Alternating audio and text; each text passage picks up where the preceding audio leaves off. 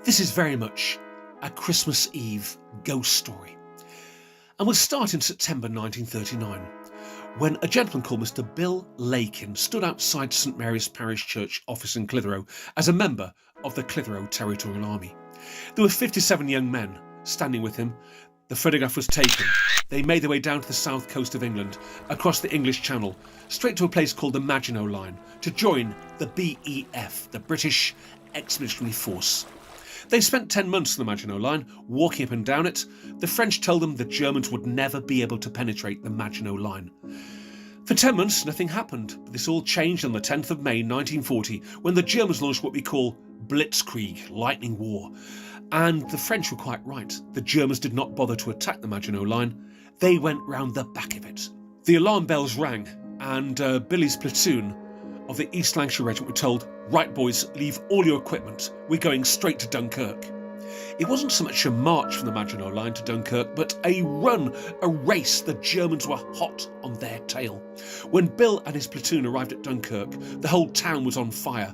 Black smoke was billowing across the town itself, and the German Air Force were relentlessly strafing the beaches.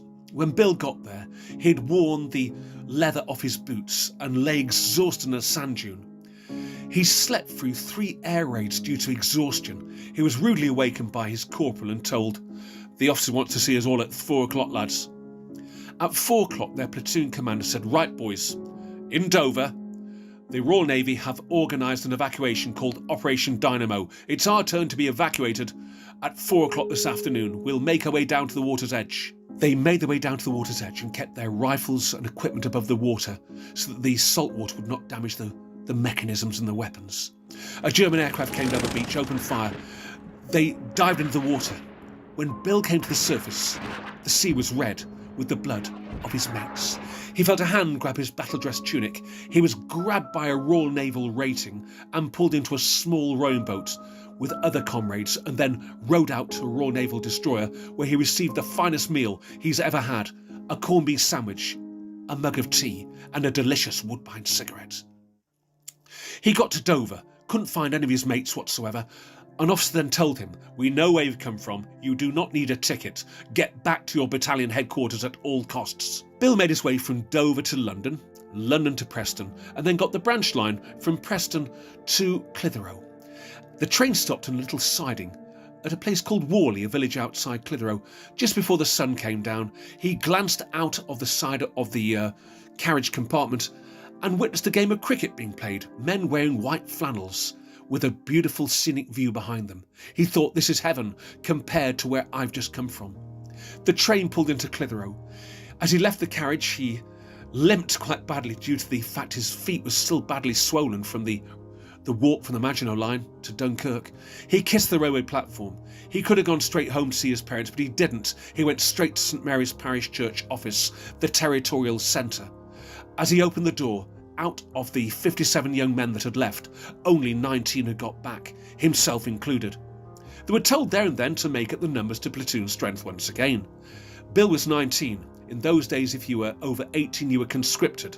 He had a young friend who was 17, and this young boy wanted to join up. To join up, he had to have both parents' consent, and both parents had to sign what's called consent forms. This young boy saw Bill. "Oh, Bill, please get me mum and dad to sign these consent forms. I want to fight for my country." Bill saw the young boy's parents, and they said, "Sorry, he's 17. The war could be over next year anyway." "Oh, please, mum, please, dad, I want to fight for my country." They gave in on one condition: that Bill would look after him like a brother. He swore he would do. The young lad joined up, did his military training, and then the Clitheroe platoon was sent to the beautiful Greek island of Crete with the Australian and New Zealand armed forces.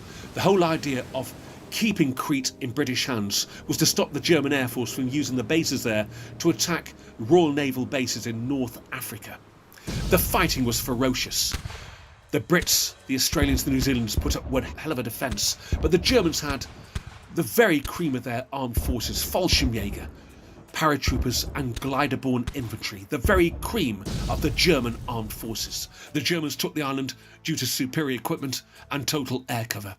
In the fighting, the Clitheroe platoon lost 11 men, one of them being the 17-year-old young boy.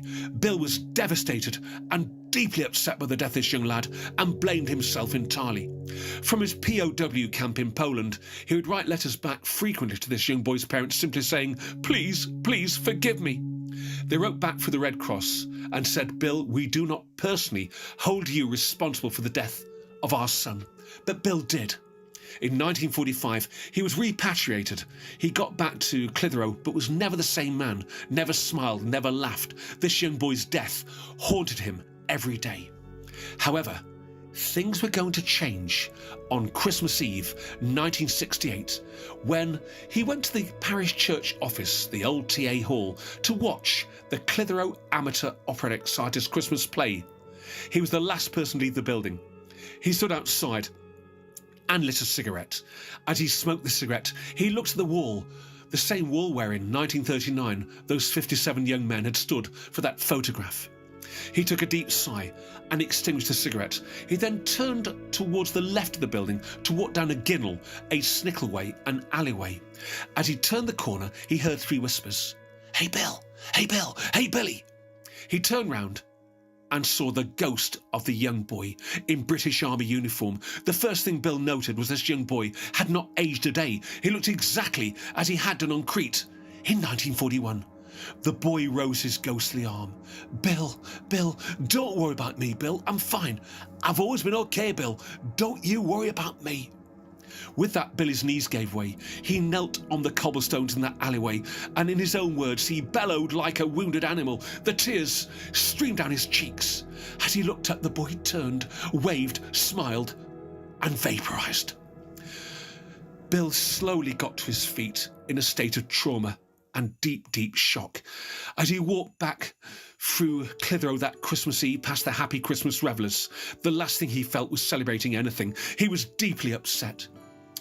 Strangely, as he got home, he climbed into bed and had the best night's sleep he'd had in years. The following morning, Christmas Day, 1968, he was woken by the sound of the Christmas bells from St. Mary's, St. Paul's and St. James. He got out of bed feeling a lot happier. He made his way to the bathroom. As he opened the bathroom door, he saw the shaving mirror and caught his reflection in the shaving mirror. He looked again and again as he noticed a change in his facial expression. He was actually smiling, and he felt at long last he had been truly forgiven for the death of this young boy on Crete in 1941. It was the best Christmas present he had ever had.